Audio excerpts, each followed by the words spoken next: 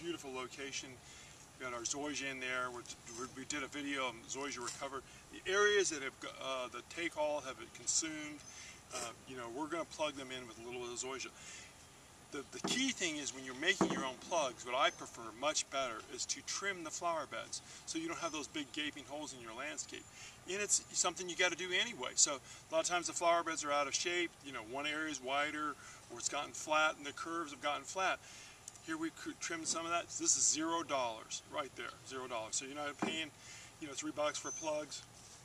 This we cut out. It's in healthy condition. It's already sitting in runners. And what we do is take our shovel and cut one area like this in the grass and cut the other area with the shovel, just like that, kind of making an X. I leave the old sod in place just because I don't want a lot of erosion because the water's coming down the hill.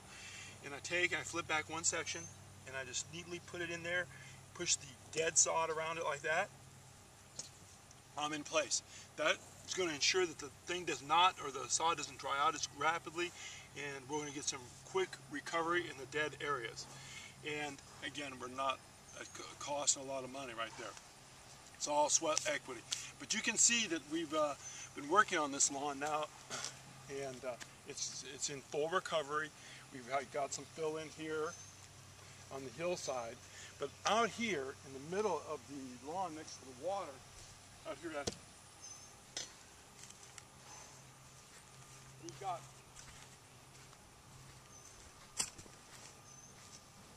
we got 90% fill in right here. This whole area has become completely filled in.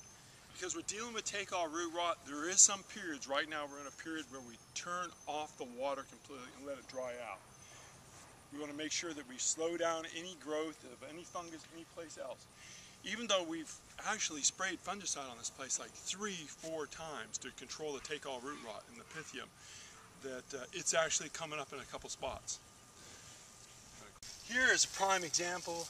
We've had some damage in here. The grass is definitely recovering. You can see the zoysia.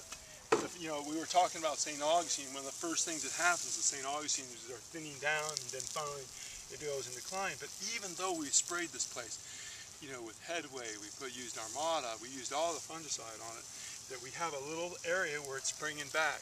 So this disease is in the soil. It has to be managed for about 1 year straight. We dropped the pH down to try to give the advantage to the grass.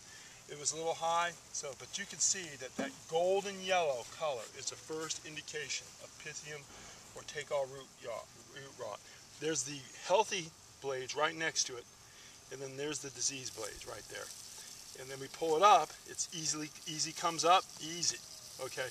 Not what you would find in the very healthy zoysia lawn, almost impossible to pull up.